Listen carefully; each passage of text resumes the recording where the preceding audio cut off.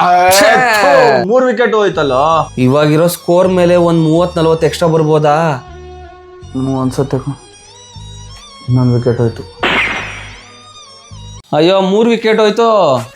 ಇರ್ಲಿ ಬಿಡ, ಆಡೋರು ಇನ್ನು ಬೆಜ್ಜ ಜನ ಇದಾರಲ್ಲ. ಸ್ಕೋರ್ ಆಲ್ರೆಡಿ 250 ಆಗಿದೆಯಲ್ಲ. ಅವ್ರಿಬ್ರು 3 ಓವರ್ ಸಾಕು ಮಗ, 100 ಚಿಲ್ಲರೆ ಹೊಡಿತಾರೆ. ಎಷ್ಟೊತ್ತು ಅಂತ ಈಗ ನಿಂತ್ಕೊಳ್ಳೋ ನನ್ ಕೈಲಿ ಆಗ್ತಾ ಇಲ್ಲ. ಅವಾಗ್ಲೇ ಈಗ ನಿಂತ್ಕೊಂಡು ನಿಂಗೆ ತಲೆ ಕರ್ಕೊಂಡು ವಿಕೆಟ್ ಬಿದ್ದಿತ್ತು. ವಿಕೆಟ್ ಬೀಳೋದು ಮಗ. ಮುಂಚೆ ತರ ಸೂಪರ್ ಸ್ಟಿಷನ್ ಎಲ್ಲ ಫಾಲೋ ಮಾಡೋ ಅವಶ್ಯಕತೆ ಇಲ್ಲ ಮಗ. ಫೂಲು ಒಳ್ಳೆ ತಿಕ್ಲಂಗ್ ಆಡ್ತಿದ್ವಿ ನೋಡಿ ಮಗ. 6 4 6 ನಿದ್ದೆನೆ ಬರ್ತಿಲ್ಲ ಮಗ. ಮೊನ್ನೆ ನಡೆದಿದ್ದ ಮ್ಯಾಚ್ ಇನ್ನೂ ನಿದ್ದೆ ಬರ್ತಿಲ್ಲ. ಎಷ್ಟು ಕ್ಲೋಸ್ ಬಂದು ಸೋತೋಗ್ಬಿಟ್ರು ಮಗ. ನಮ್ಗೆಲ್ಲ ನೆಮ್ಮದಿಯಾಗಿ ನಿದ್ದೆ ಮಾಡೋ ಟೈಮ್ ಮತ್ತೆ ಯಾವಾಗ ಬರುತ್ತೋ. RCB ಮ್ಯಾಚ್ ಇತ್ತಲ್ಲ ನೆನ್ನೆ, ನೋಡಿ ಮಲ್ಕೊಂಡವನು ಇವಾಗ 11 ಗಂಟೆಗೆ ಎದ್ದೇಳ್ತಾ ಇದೀನಿ ಮಗ. ಏನ್ ನಿದ್ದೆ ಮಗ.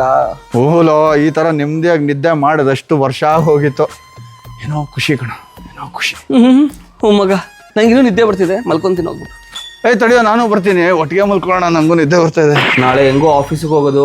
ನನ್ನ ಹೇಟರ್ ಕೊಲೀಗ್ಸ್ ಎಲ್ಲ ನನ್ನ ಕ್ಯೂಬಿಕಲ್ ಬಂದು ಚಾಪೆ ಹಾಸ್ಕೊಂಡು ಆಗ್ಲೇ ಕಾಯ್ತಾ ಇರ್ತಾರೆ ನನಗೆ.